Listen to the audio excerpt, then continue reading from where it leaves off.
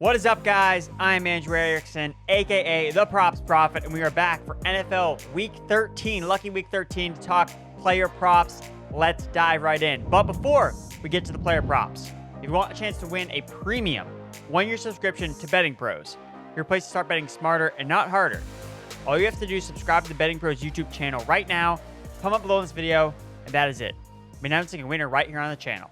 So make sure to turn on those notifications so you can be alerted when new episodes are up and to claim your prize. Now, let's get to the best player props for NFL Week 13. Starting off with the big dog, Derrick Henry over 59.5 rushing yards. The Titans have been juggernauts at home, have averaged over 136 rushing yards per game at home this season. It ranks 10th in the NFL, and the Colts' run defense has been gashed since they lost Grover Stewart to a 6-game suspension. Since Week 7, they have faced 5 running backs who have all gone over their projected rushing totals. The last two have gone for 88-plus rushing yards. Ride the big dog, Derrick Henry, for another week. Notorious for steamrolling defenses in early December. 5.5 yards per carry in December for Henry. Highest mark in any month for the big dog. He's gone over this number in every single home game this year for the Titans. Ride Henry and the Titans' money line as home underdogs.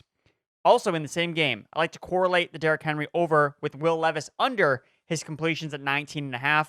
Only half of the quarterbacks to face the Colts this year have actually gone over their completions prop. It's been the Colts giving up a lot of big plays, not necessarily, small completions here and there.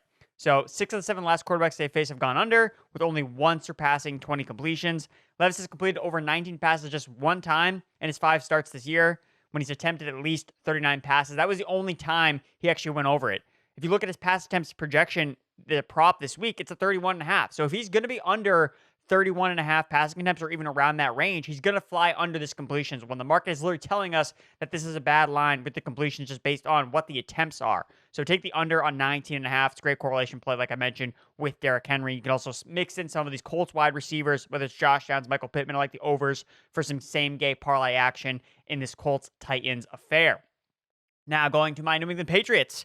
I can't bet on the Patriots anymore on sides, totals. I can't do it because it's too depressing. So I'm going to bet overs on Ramondre Stevenson, over 3.5 receptions at plus money. The Chargers, horrible against running backs in the passing game. They're allowing the second most targets and third most receptions to running backs at 6.4 this season.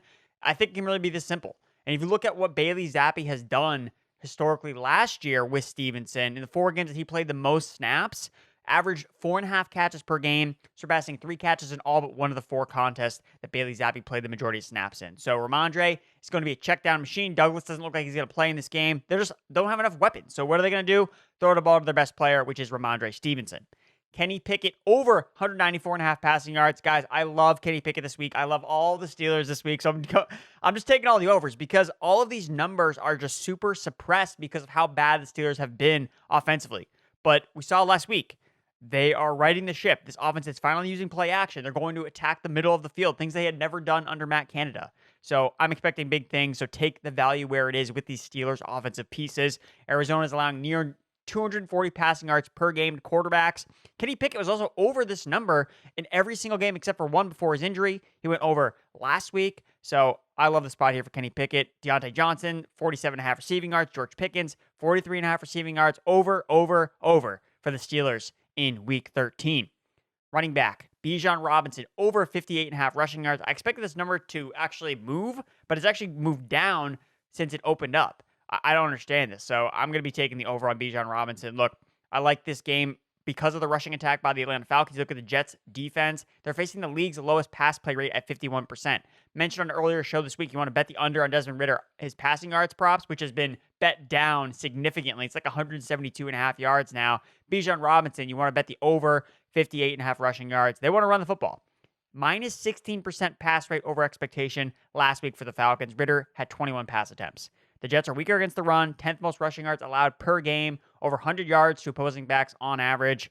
Bijan's been over 90 last 2 weeks. I think they continue to roll against the run funnel Jets defense. This is an easy one for me. I like correlating this one. It gets a little juicy, but I like it. Curtis Samuel over 3.5 receptions. The Dolphins just point blank bad against slot receivers. Using the Fantasy Pros Week 13 primer, shout out to Debro. Miami has allowed the 7th most receiving touchdowns and the 12th highest pass range of slot receivers this season. Samuel run about 73% of his routes against Kader Kohei, who has allowed an 85% catch rate and a nearly 130 passer rating in coverage. So I think you take the over on Curtis Samuel. He caught 9 balls last week on 12 targets. And before he got injured in week 10, he was on a streak of 6 games in a row with 4+ catches. Easy over here on Curtis Samuel. Now, another one that might sound a little weird, but I like this one a lot. Bryce Young over 32.5 passing attempts. I think that we're going to see Bryce Young have some success against a weak secondary, specifically with how bad their defense is defending on third downs.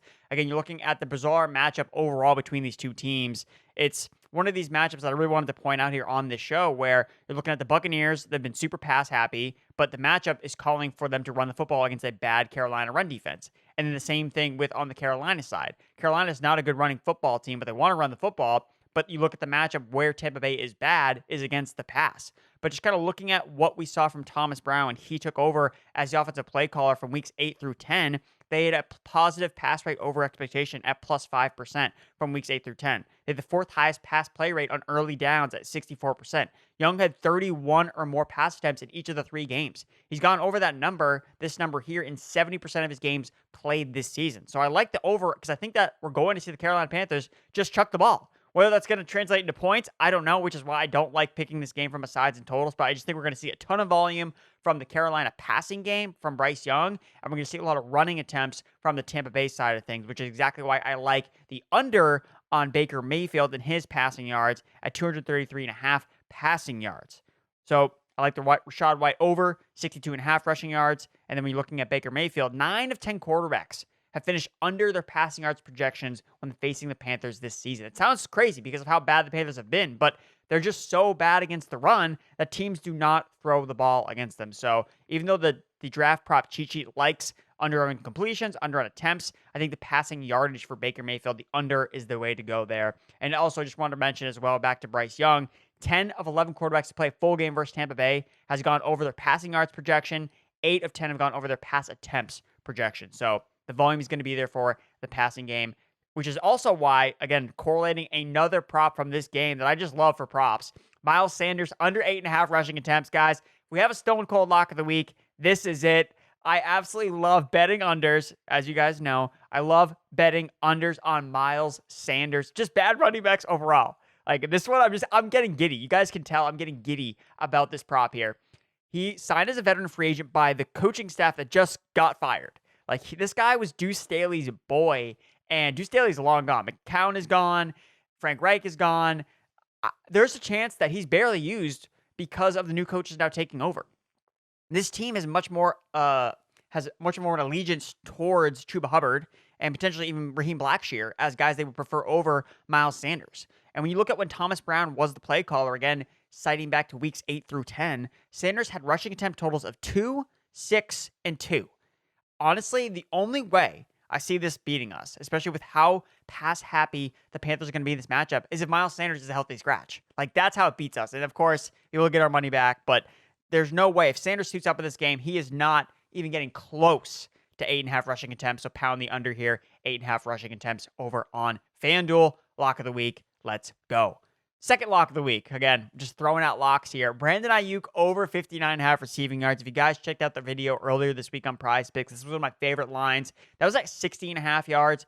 It's fluctuated a little bit, 61.5, 62.5, but there are some books that have it at 59.5, and I just want this game. I want overs in this game. Brandon Aiyuk is so efficient with the touches and the targets that he gets in this offense, and he's facing an Eagles defense that ranks first in pass play rate faced. He's going to see more volume than he's usually seen just because of the matchup.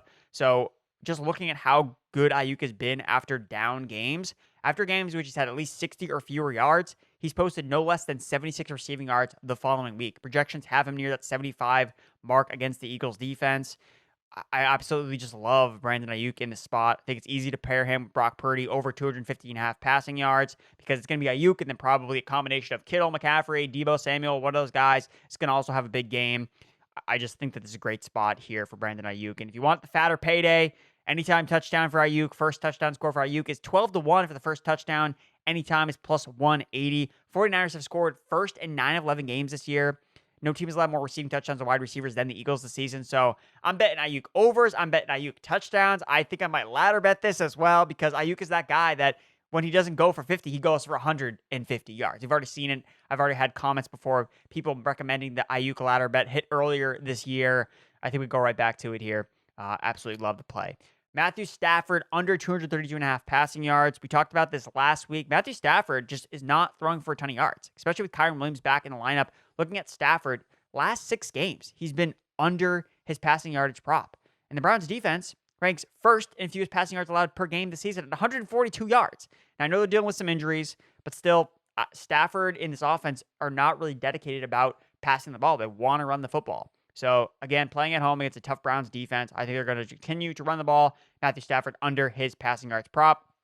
And then an easy one to kind of correlate with if you'd like a bigger payout, Tyler Higbee under 25.5 receiving yards. Higbee's gone over this number 2 times in the last 7 games since Cooper Kupp returned from injury. He is not a significant part of this passing game. Yes, he caught 2 touchdowns last week, but he still barely had any yardage. And he's not seeing nearly as many targets as guys like Puka, Cooper Kupp, Tutu Atwell, even Kyren Williams. So Higbee, to me, I love fading bad tight ends that are just not involved. Tyler Higbee checks off the box of those. Fade Higbee. Now, moving to Sunday Night Football. This was one of my other favorite props. Christian Watson under 3.5 receptions. Guys, do not be a prisoner of the moment. Watson has had 1 game this season, last week, on prime time, with 4+ catches. 3.5 is way too high for a player that's so boom or bust like Christian Watson, who only sees a lot of his targets down the field. His hit rate is 12%.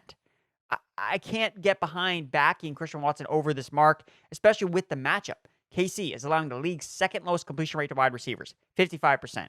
7th fewest catches overall to wide receivers.